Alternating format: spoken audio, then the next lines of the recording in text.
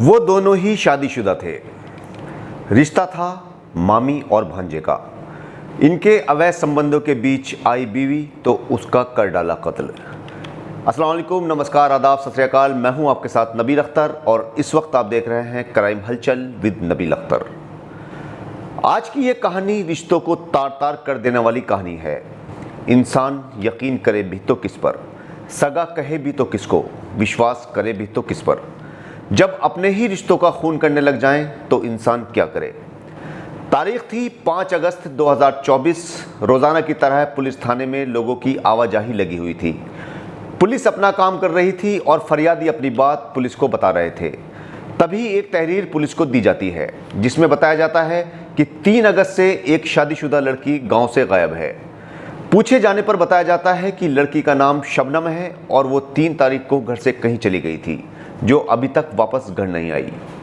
Police लड़की के हुलिये और उसके बैकग्राउंड के बारे में मालूमात करती है तो पता चलता है कि लड़की का नाम शबनम है और वो भागलपुर के रहने वाले फैयाज की बीवी है।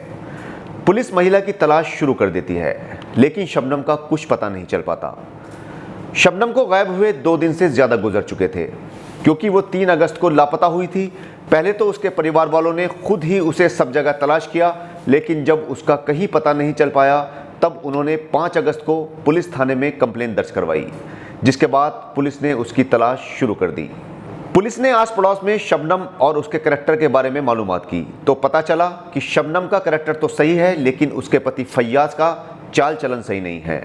पड़ोसियों ने दबी जुबान में पुलिस को बताया कि फैयाज का अपनी भाभी के घर पर काफ़ी आना जाना था, जिसके चलते इनके घर में अक्सर झगड़े भी होते रहते हैं। बस पुलिस के लिए इतना क्लू काफ़ी था। पुलिस ने फैयाज को उठा लिया और उससे पूछा कि शबनम कहाँ है। फैयाज कहने लगा कि उसे नहीं मालूम, जिसके बाद पुलिस उसे थाने ले गई और उससे सख्ती के साथ पूछताछ की। उसने पुलिस को जो कहानी बताई वो सुनकर बदन का रोआ रोआ कांप उठा। फैयाज ने पुलिस को बताया कि उसका उसकी मामी रीमा के साथ प्रेम प्रसंग चल रहा है। उन दोनों के बीच अवैध संबंध है। रीमा अक्सर फैयाज को अपने घर पर बुला लिया करती थी।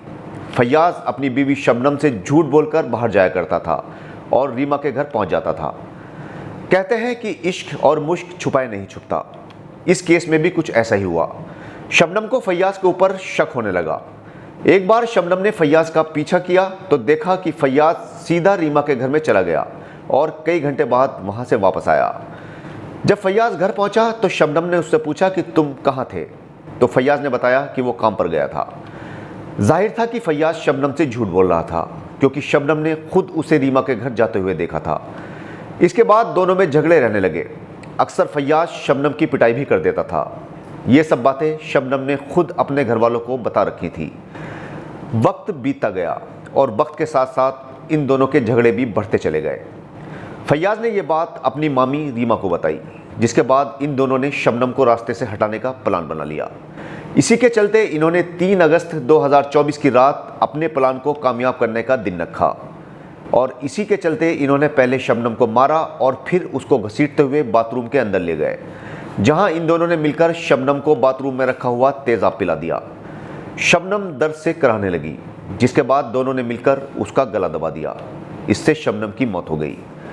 शबनम को मारने के बाद इन्होंने इसकी लाश को कोसी नदी में डाल दिया। पुलिस फैयाज को लेकर कोसी नदी में उस जगह पर पहुंची जहां उसने और रीमा ने मिलकर शबनम की लाश को फेंका था। फैयाज ने वो जगह पुलिस को दिखाई। पुलिस ने गोताखोरों का इंतजाम किया और शबनम की लाश को ढूंढना शुरू किया, लेकिन शबनम का दूर दूर तक कुछ पता नहीं चल पाया।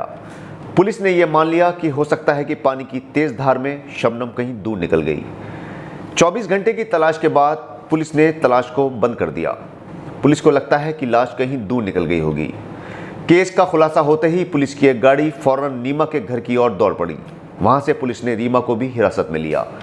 इन्हें कोर्ट के सामने पेश किया गया, जहां से इन दोनों को जेल भेज दिया गया। इस तरह से इन्होंने मामी और भांजे के पाक रिश्ते को कलंकित किया और इनके इस नापाक रिश्ते के चलते एक बेकसूर औरत शबनम को अपनी जान गंवानी पड़ गई। तो ये थी आज की बड़ी क्राइम स्टोरी। जल्द ही आपसे फिर मुलाकात होगी एक और कहानी के साथ। तब तक अपना और अपने पूरे परिवार का अच्छी तरह से ख्याल रखिए और देखते रहिए